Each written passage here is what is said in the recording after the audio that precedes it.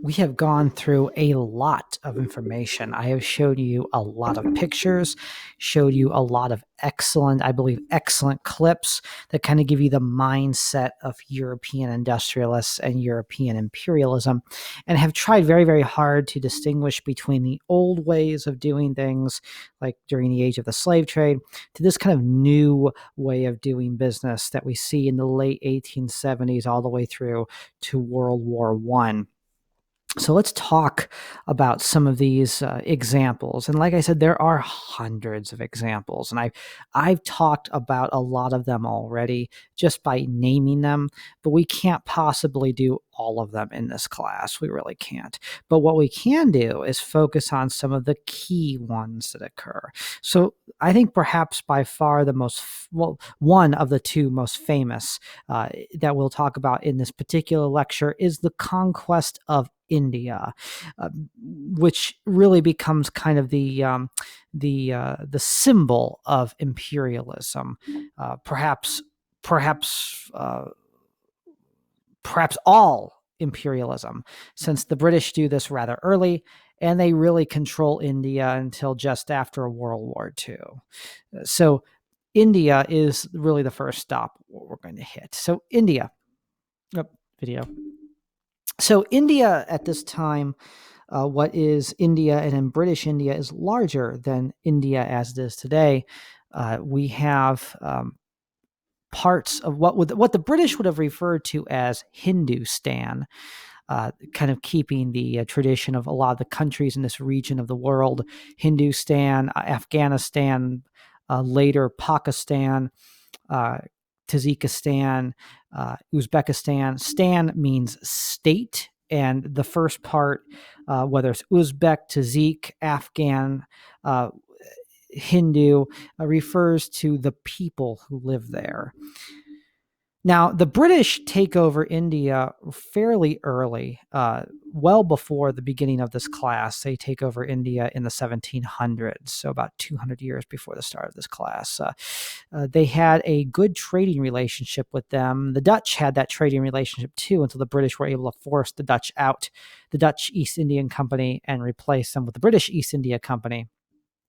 And they traded spices, and they traded luxury goods.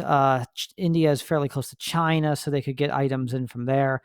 Animal skins, things that people who had a lot of money really wanted.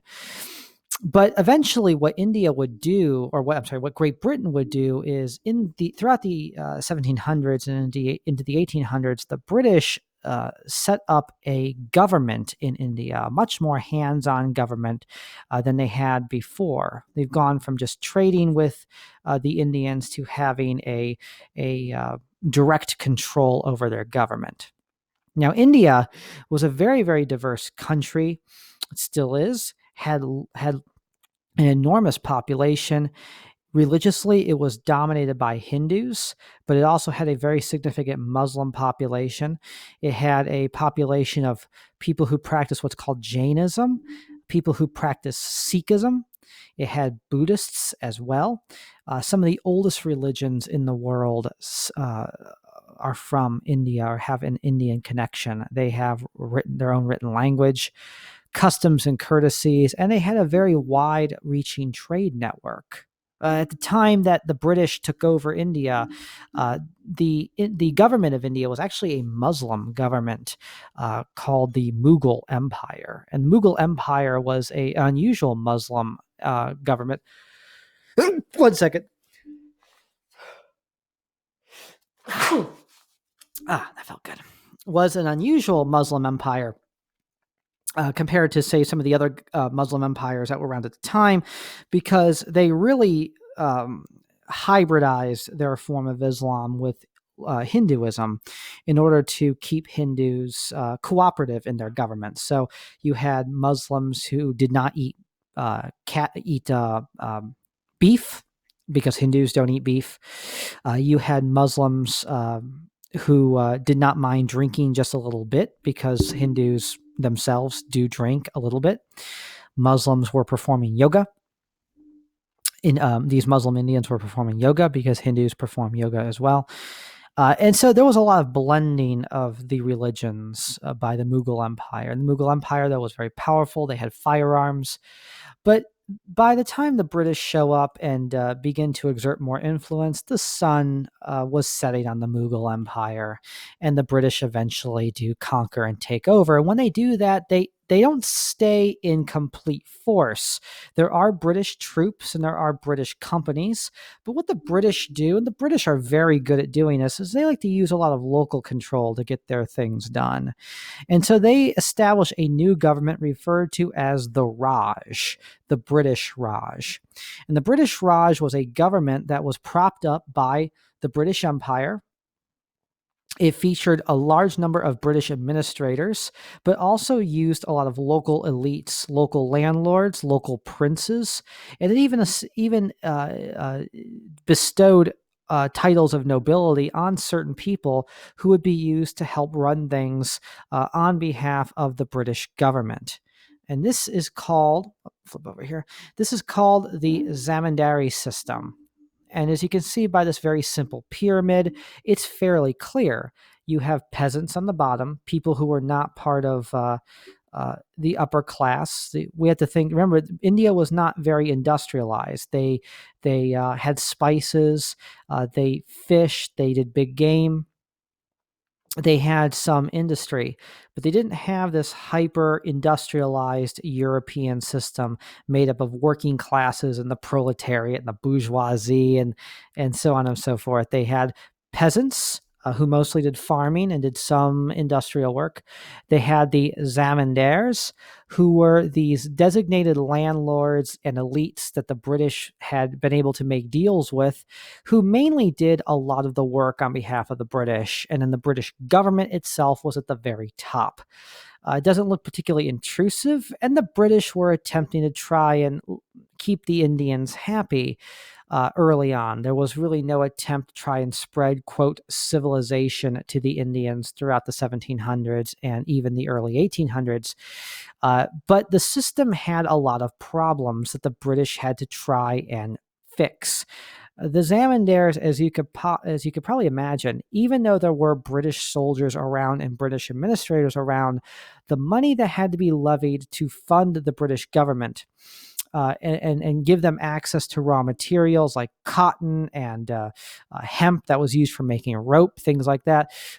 All of that was done via these zamindars, who were these landowners who were used as go-betweens. They raised the taxes. They were the tax collectors. They were the local administrators. And they were notoriously corrupt. They would overtax the peasants. They would send either Indian soldiers that were under their control, but also under the control of the British Empire, which I'll talk about a little bit later. They would send in hired thugs to squeeze money out of the peasants to essentially abuse their power. And when the British learned of this, they were absolutely shocked and disturbed, because the British really, to say something at least on behalf of the British, they were trying to govern India well and trying to look out for people within this domain. They considered problems in India reflecting poorly upon their empire. This is sort of the odd two-edged street of imperialism, and it does continue even through the 1880s and 1890s and into the 20th century. That while you do have a lot of corruption and you have a lot of abuse, directly as the result of imperialism or indirect because of other people just taking advantage of the system, there were a lot of people, especially in Great Britain, who wanted to, who took this seriously and took it as a mark of against their honor as leaders of this world, and the people under their charges were being abused, and they wanted to reform it. The problem is, when the British government attempted to pass reforms, the people who would typically carry out these reforms were the zamindars. And if the zamindars were the ones that were corrupt, they weren't going to carry out reforms. And so the problems simply were not getting solved. So the British Raj government was notoriously corrupt, even if it wasn't by the British themselves. directly. And although the British attempted to try and sort out these problems, they simply could not do it by themselves, and their partners, their local partners, were notoriously corrupt. Now, I mentioned before there were British soldiers who were actually Indian soldiers. This is true, and we'll talk more about this during World War I and World War II. But the British, wherever they go, like the French, they would draw in people from their colonies in Africa and India and Asia to be part of their imperial armies. And so you had white soldiers and you had Indian soldiers dressed as white soldiers. They would have been part of the Indian regiments of the British Army or the British Raj. And they would fight under the Union Jack, and they fought on behalf of king and country or queen and country. And so this is a very interesting blend because everybody is being incorporated into this system of empire. And there are these kind of odd spaces, even in an imperialistic or colonial empire, where Indians, maybe people from a lower class who are able to work themselves up, maybe join the military, become a sergeant, maybe possibly be commissioned as an officer. They are able to work their way up. There are opportunities here. So we shouldn't, I'm not trying to celebrate imperialism, but we should understand that there is nuance here and there are spaces for people to try and advance themselves in the system. Despite its corruption. Now, later on throughout the 19th century and into the 20th century, the British government begins to try and spread civilization. They do have missionaries trying to spread Christianity. They do try to spread industrial capitalism, mainly to take more control over these raw materials and make money.